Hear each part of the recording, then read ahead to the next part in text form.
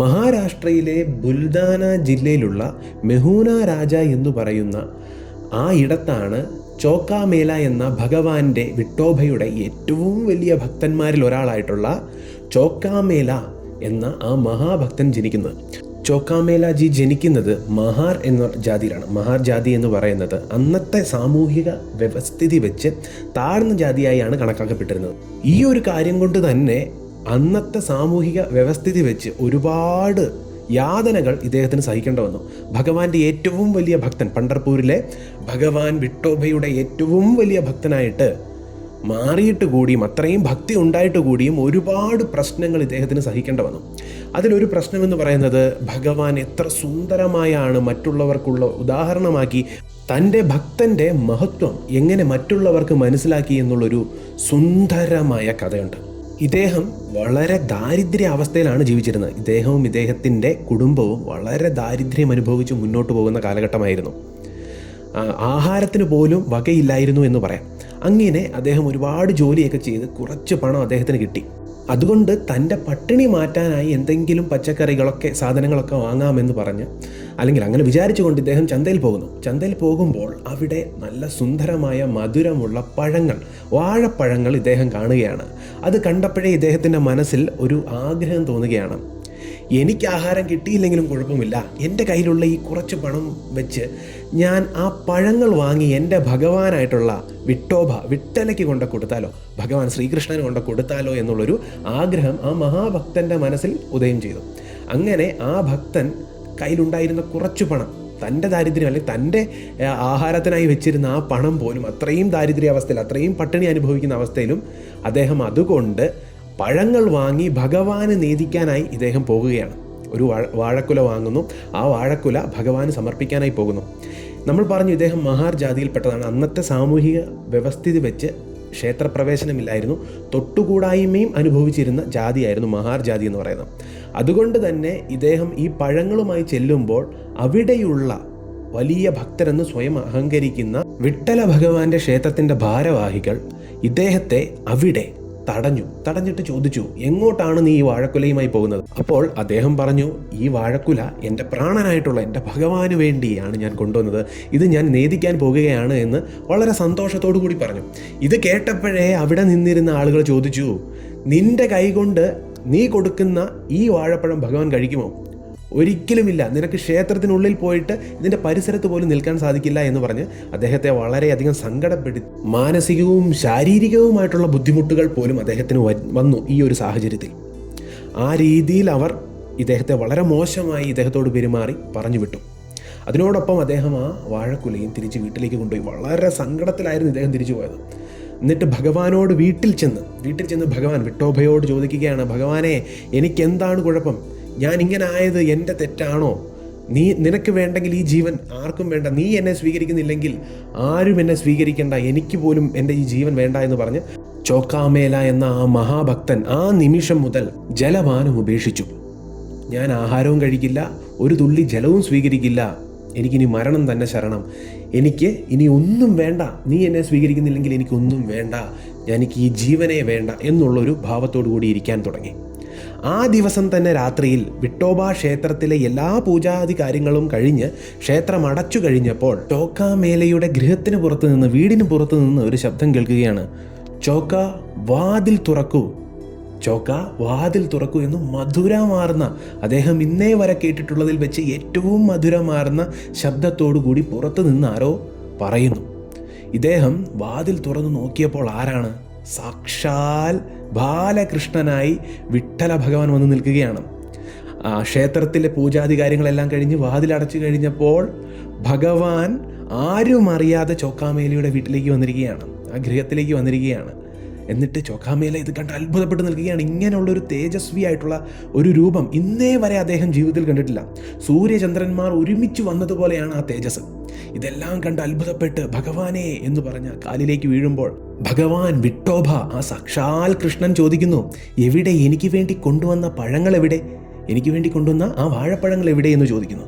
ഭഗവാനെ ഇവിടെ ഉണ്ട് എന്ന് പറയുമ്പോൾ ഭഗവാൻ കൃഷ്ണൻ പറയുന്നു, അതിനെക്കുറിച്ച് ഓർക്കുമ്പോൾ തന്നെ എനിക്ക് അത്രത്തോളം ആഗ്രഹം ഉണ്ടാകുകയാണ്, എനിക്ക് അത്രത്തോളം കൊതി വരികയാണ്, എനിക്ക് ആ പഴങ്ങൾ തരൂ എന്ന് പറയുമ്പോൾ ചോക്കാമേല പറയുന്നു, അങ്ങ് എവിടെ ഇരിക്കും? ഈ വീട്ടിലിരിക്കാൻ ഒരു സൗകര്യമില്ല, അങ്ങയ്ക്ക് പറ്റിയ ഇരിപ്പിടങ്ങളൊന്നുമില്ല ഭഗവാനെ, അങ്ങ് എവിടെ ഇരിക്കുമെന്ന് ചോദിക്കുമ്പോൾ എനിക്ക് പറ്റിയ ഏറ്റവും വലിയ ഇരിപ്പിടം ഇവിടെ തന്നെയുണ്ട്, അങ്ങയുടെ മടിയാണ് ചോക്ക എന്ന് ഭഗവാൻ പറയുന്നു. ഞാൻ അങ്ങയുടെ മടിയിലിരുന്നോളാം, എനിക്ക് അങ്ങയുടെ മടിയിലിരിക്കുന്നതാണ് ഇഷ്ടം, അങ്ങയുടെ മടിയിലിരുന്ന് ആഹാരം കഴിച്ചാൽ മാത്രമേ എനിക്കത് മധുരമുള്ളതായി തോന്നുകയുള്ളൂ എന്നാ ഭക്തനോട് ഭഗവാൻ പറയുന്നു. അതുപോലെ തന്നെ ചോക്കാമേല എന്ന മഹാഭക്തൻ്റെ മടിയിൽ വിട്ടോബ ഭഗവാൻ ഇരുന്നു കൊണ്ട് വിട്ടോബ ഭഗവാനായി കൊണ്ടുവന്ന ആ പഴങ്ങളെല്ലാം ഭഗവാൻ വളരെ ആസ്വദിച്ച് കഴിക്കുകയാണ്. ആസ്വദിച്ച് കഴിക്കുന്ന കൂട്ടത്തിൽ ഭഗവാൻ ഒരു കാര്യം പറയുന്നു, ഇത്രയും രുചികരമായ ഭക്ഷണം ഞാൻ എൻ്റെ ജീവിതത്തിൽ കഴിച്ചിട്ടില്ല. ക്ഷേത്രത്തിൽ ഇത്രയും ഒന്നുമില്ല, ക്ഷേത്രത്തിലെ ആഹാരത്തിന് ഇത്രയും രുചിയേ ഇല്ല, എനിക്ക് ഇത്രയും നല്ലൊരു ആഹാരം കിട്ടുന്നത് വളരെ വിരളമായാണ്. 1-2 എനിക്ക് തരാമോ? എൻ്റെ രുക്മിണിക്കും കൂടെ ഞാൻ കൊണ്ടു കൊടുക്കാം, രുക്മിണി ദേവിക്കും കൂടെ ഞാൻ കൊണ്ടു കൊടുക്കാം, എനിക്ക് 2 പഴം തരാമോ എന്ന് ചോദിക്കുമ്പോൾ ചോക്കാമേല പറയുന്നു, തീർച്ചയായിട്ടും ഭഗവാനെ, ഉറപ്പായും എന്ന് പറഞ്ഞ പഴങ്ങളെല്ലാം ഭഗവാന് കൊടുക്കുന്നു. ഭഗവാൻ ഈ പഴങ്ങൾ കൊണ്ട് രുക്മിണി ദേവിക്ക് കൊടുക്കാനായി പോകുന്നു. അങ്ങനെ ക്ഷേത്രത്തിൽ ചെന്നും 2 പേരും ആ പഴം കഴിക്കുന്നു. രുക്മിണി ദേവിയും വിട്ടോബ ഭഗവാനും പഴങ്ങൾ കഴിക്കുന്നു. അടുത്ത ദിവസം ആ ക്ഷേത്രത്തിലെ പ്രധാന പൂജാരി വന്ന് ക്ഷേത്രം തുറക്കുമ്പോൾ കാണുന്ന കാഴ്ച, ഭഗവാന്റെ ചുറ്റും പഴത്തൊലികൾ കിടക്കുന്നു. ക്ഷേത്രം ചുറ്റും പഴത്തൊലികൾ കിടക്കുന്നതാണ് കാണുന്നത്. അങ്ങനെ പൂജാരി ക്ഷേത്രത്തിലുള്ള ആളുകളെ എല്ലാം കൂട്ടിക്കൊണ്ടുവരുന്നു. എല്ലാവരോടും പറയുന്നു, ഇത് കണ്ടില്ലേ, ഈ ക്ഷേത്രത്തിന് ചുറ്റും പഴത്തൊലികൾ കിടക്കുന്നത് കണ്ടില്ലേ, ഇതെങ്ങനെ വന്നിവിടെ? ഇതാ ചോക്കാമേല കൊണ്ടിട്ടതാണ്. അവനല്ലേ ഇന്നലെ പഴവുമായി വന്നത്? നമ്മളത് അകത്തേക്ക് കയറ്റാൻ സമ്മതിക്കാത്തത് കൊണ്ടാണ് അവൻ ഇന്നലെ രാത്രിയിൽ ഇതെല്ലാം മറികടന്ന് നമ്മൾ ആരും കാണാതെ ഒരു കള്ളനെ പോലെ ഇവിടെ കയറി ഇതെല്ലാം ഇവിടെ ഉപേക്ഷിച്ച് പോയതാണ്. അവൻ ഇവിടെ വന്ന് ആഹാരം കഴിച്ചിട്ട് പോയതാണ് എന്ന് പറഞ്ഞു. ഇവിടെ വന്ന് ഈ പഴങ്ങൾ കഴിച്ച് അതിൻ്റെ തൊലികൾ ഉപേക്ഷിച്ചിട്ട് പോയതാണ് എന്ന് പറഞ്ഞു. ഇത് കേട്ട പാതി കേൾക്കാതെ പാതി ക്ഷേത്രത്തിലുള്ള ആളുകളെല്ലാം ചോക്കാമേലജിയുടെ വീട്ടിലേക്ക് ചെല്ലുകയും അദ്ദേഹത്തെ വീണ്ടും മാനസികവും ശാരീരികവുമായി ഉപദ്രവിക്കാൻ ആരംഭിക്കുകയും ചെയ്തു. അങ്ങനെ ഇവർ വളരെ മോശമായി ചോക്കാമേലജിയോട് പെരുമാറിയതിനു ശേഷം തിരിച്ച് ക്ഷേത്രത്തിലേക്ക് വന്നപ്പോൾ ക്ഷേത്രത്തിൻ്റെ വാതിലുകൾ 2 അടഞ്ഞു കിടക്കുന്നു. ആരും പൂട്ടിയിട്ടല്ല പോയത്. തിരിച്ചു വന്നപ്പോൾ ക്ഷേത്രത്തിൻ്റെ വാതിലുകൾ 2 അടഞ്ഞു കിടക്കുന്നു. ഇതെന്തു സംഭവിച്ചു എന്ന് ഇവർക്കറിയില്ല. ഇവർ ഭഗവാനോട് കരഞ്ഞു വിളിച്ചു. ഒരു നാട് മുഴുവൻ, ഒരു നാട്ടിലുള്ള എല്ലാ ഭക്തരും ഒന്നു ചേർന്ന് ഭഗവാനെ കതവ് തുറക്ക്, എന്താണ് പറ്റിയത് എന്നുള്ള രീതിയിൽ ഇങ്ങനെ കരഞ്ഞ് സംസാരിച്ചു കൊണ്ടിരിക്കുകയാണ്, അല്ലെങ്കിൽ അപേക്ഷിച്ചു കൊണ്ടിരിക്കുകയാണ്. ആ സമയത്ത് ക്ഷേത്രത്തിനകത്ത് നിന്ന് ഒരു ശബ്ദം കേൾക്കുകയാണ്, നിങ്ങൾ എത്ര കരഞ്ഞിട്ടും കാര്യമില്ല, എത്ര അപേക്ഷിച്ചിട്ടും കാര്യമില്ല, എൻ്റെ ഏറ്റവും വലിയ ഭക്തനായിട്ടുള്ള ചോക്കാമേലയെ നിങ്ങൾ ഉപദ്രവിച്ചിരിക്കുകയാണ്. ഇനി ഒരിക്കലും ഞാൻ ഈ ക്ഷേത്രത്തിൻ്റെ വാതിലുകൾ ആർക്കും വേണ്ടി തുറക്കില്ല. അപ്പോൾ ഭഗവാനോട് കരഞ്ഞപേക്ഷിച്ച് ഭക്തർ ചോദിക്കുകയാണ്, ഭഗവാനെ, ഇതിന് എന്തെങ്കിലും പ്രതിവിധി പറഞ്ഞു തരൂ, അങ്ങില്ലാതെ ഞങ്ങൾക്ക് ജീവിക്കാനേ സാധിക്കില്ല എന്നെല്ലാം പറഞ്ഞുകൊണ്ട് ഭഗവാനോട് കരഞ്ഞപേക്ഷിക്കുന്നു.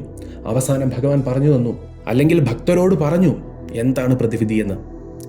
നിങ്ങൾ ഇവിടെ നിന്ന് ഉപദ്രവിച്ച് ഇറക്കി വിട്ട, ഇവിടെ നിന്ന് മാറ്റി നിർത്തിയ ആ ഒരു ചോക്കാമേല എന്ന എൻ്റെ ഏറ്റവും പ്രിയപ്പെട്ട ഭക്തനുണ്ടല്ലോ, അവനെ നിങ്ങൾ ഇവിടെ കൊണ്ടുവരണം. എങ്ങനെ കൊണ്ടുവരണം? അദ്ദേഹത്തെ പല്ലക്കിലേറ്റി കൊണ്ടുവരണം. അദ്ദേഹത്തിൻ്റെ വീട്ടിൽ ചെന്ന് പല്ലക്കിലേറ്റി നിങ്ങൾ തന്നെ ചുമന്ന് അദ്ദേഹത്തെ ഇവിടെ കൊണ്ടുവന്നെങ്കിൽ മാത്രമേ, അദ്ദേഹം പറഞ്ഞെങ്കിൽ മാത്രമേ ഈ ക്ഷേത്രത്തിൻ്റെ വാതിലുകൾ ഇനി തുറക്കുകയുള്ളൂ എന്ന് പറഞ്ഞു. അതിനു മുൻപ് ഒരുപാട് പരിശ്രമങ്ങൾ നടത്തി. ക്ഷേത്രം പല രീതിയിൽ തുറക്കാൻ നോക്കി, നടന്നില്ല. അപ്പോൾ ഈ ഒരു കാര്യം ഭഗവാൻ പറഞ്ഞപ്പോൾ ഒന്ന് തീർച്ചയായി, ഇത് ചെയ്തില്ലെങ്കിൽ ഉറപ്പായിട്ടും ആ ക്ഷേത്രം തുറക്കില്ല ഇനി എന്ന് എല്ലാവർക്കും മനസ്സിലായി. അവിടെ ഭഗവാൻ വേറൊരു കാര്യവും പറഞ്ഞു, അദ്ദേഹം വിളിക്കുമ്പോഴേ വന്നുകൊള്ളും. ഇനി വന്നില്ലെങ്കിൽ, അദ്ദേഹത്തിൻ്റെ കാലിൽ വീണിട്ടാണെങ്കിലും നിങ്ങൾ അദ്ദേഹത്തെ ഇവിടെ കൊണ്ടുവന്നില്ലെങ്കിൽ, പല്ലക്കിലേറ്റി കൊണ്ടുവന്നില്ലെങ്കിൽ ഞാൻ ഈ ക്ഷേത്രത്തിൻ്റെ വാതിലുകൾ തുറക്കില്ല എന്ന് പറയും. അപ്രകാരം തന്നെ ഇവർ ചെല്ലുന്നു. ചോക്കാമേലജിയോട് പല്ലക്കിലേറി ഇരിക്കാൻ പറയുന്നു. ചോക്കാമേലജി പറയുന്നു, ഒരിക്കലുമില്ല, ഭഗവാൻ മാത്രമേ അങ്ങനെ ഇരിക്കാൻ പാടുള്ളൂ, ഞാനിരിക്കില്ല, ഞാൻ ഭഗവാന്റെ ദാസനാണ് എന്ന് പറയുന്നു.